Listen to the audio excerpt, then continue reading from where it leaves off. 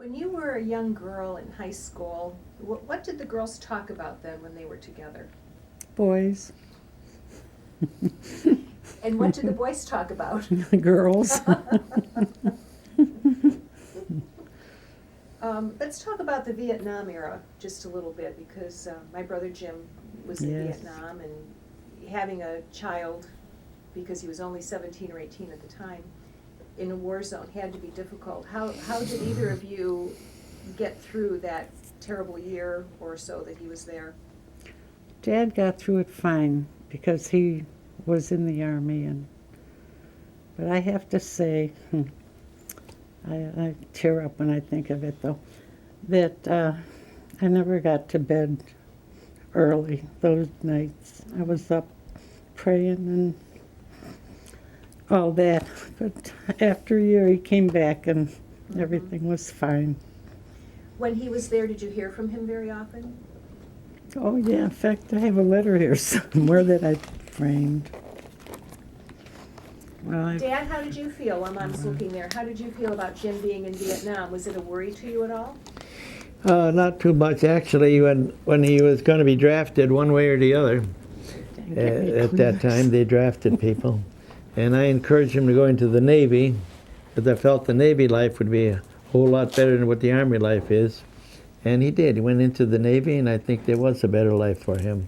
And I figured that one of his letters. being in the Navy, he didn't get much time on the boats though, for somehow or another. I had more time on the boats than he did, but he had I have to say he wrote some pretty good letters. It was pretty encouraging that he was doing well and So he's getting you in felt overall that he was in a safe Pardon? zone? What's that He again? was in a safe zone in Da Nang? pretty much where he was so, I would say stationed? so, judging from what I was experienced. Yes.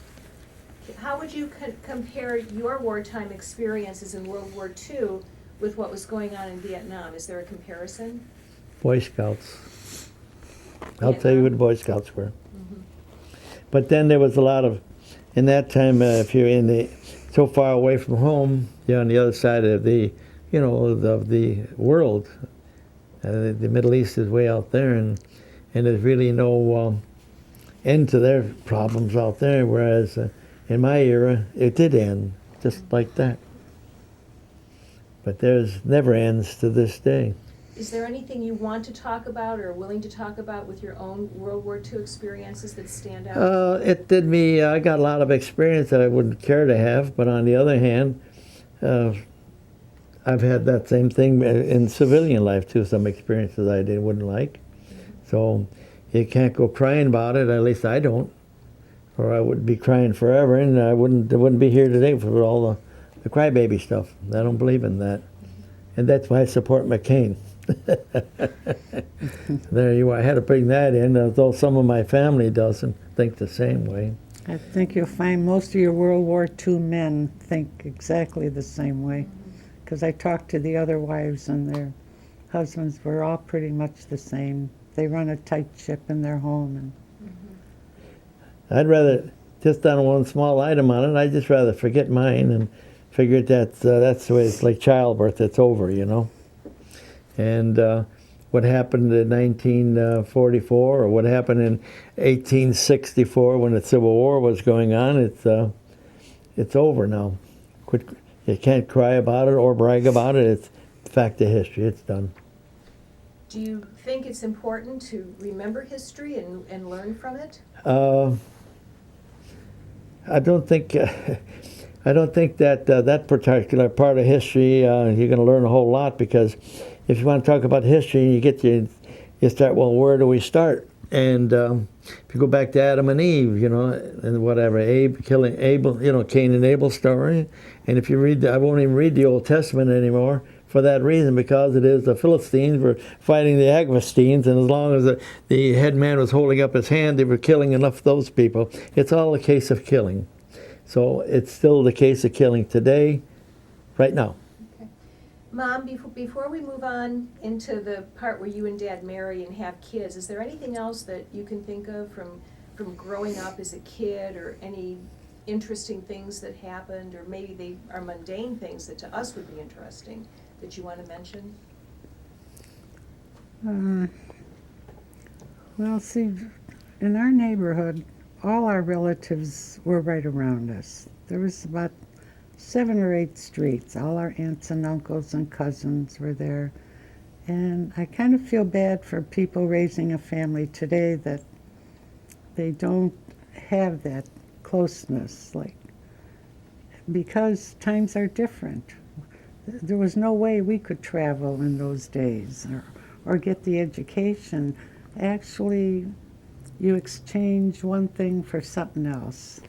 You don't get to know the family well or all your cousins and everybody, but you get to go other places and help other people and do other things in other parts of the world because it's more available now than it was then.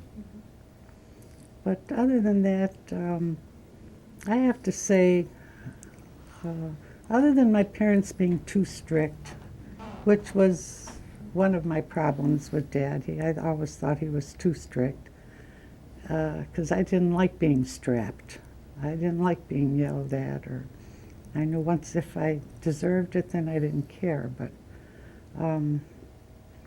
other than being too strict, like not wanting me to go near the water. I could look at the water, but don't dare go in it. Things like that. And I thought I had a good childhood. And I had a lot of good people looking after me in the neighborhood, most of all, too, the priests and the nuns. I was never afraid of them because I was born with them. They were always in our house. So, What was your relationship with Uncle Dominic like? with my brothers, we had a good relationship. My brother Dom and Pat fought a lot. They fought a lot. My mom was unusually strict with my brother Pat. And he wasn't allowed to do hardly anything that my brother Dom was able to do. Why, I don't know, but caused a lot of friction. But on the whole, we got along really well. I understand you were all dancers. Yes, Dom and Pat and I were all dancers. We had a lot of fun. Your Uncle Pat would throw me over the kitchen table many times. It wasn't a very big table, but I got thrown over it and fell on my feet, dancing, waiting for him to come around the table. Dad, how was your relationship with, I know that you and Pat went at it, but how was your relationship with Uncle Dominic? Yeah, he was a great guy, yeah. I miss him a lot. He's been dead for 40 years, and one of the people I had on the prayer list all the time, as it was my brother Frank and whatever, but real decent man. What was it specifically about Dominic that you liked? He's willing to help you real quick. If you had a flat tire and your car was parked right there, he'd give you a quick fix, here, and he'd help you right away. And he was just straightforward guy, nice guy. Couldn't ask for a better brother-in-law. And he helped me on his house here, of course. Yeah. I got pictures here somewhere. Yeah, Pat did too. Yeah, and Pat did too. But I used to criticize. But even though I would criticize my brother-in-law Pat, I'm the guy that taught him how to drive his car, by the way, or my car, to get his driver's license. So, yeah. And What was it about Pat that you delighted in antagonizing? Because he was a dancer and he liked to do what he favored the ladies pretty good. I bet he could cook, couldn't he? Cook, He didn't cook at home, no. Yeah. Well, is that something you admired about him, or that you thought? No, was I thought that was silly. I used to razz. That's ladies' work. What do you want to do that for, Mm-hmm. And but that didn't go very good. But he's a nice guy too, by the way. And I told him, didn't I? It took me 40 years to apologize to him. We were in the car together, and he and his wife and I. And for the record, I tell everybody who wants to hear that I says, it's time I say something that's been bothering me for 40 years. I'm sorry that I really treated you the way I did when I first moved there for 3 years. And I thought of it for 40 years, and I've decided to tell you, I'm sorry, And I really am. And he says that, yes, he thinks that I really am sorry. And I figure, well, that means you accept my apology. He says, certainly do,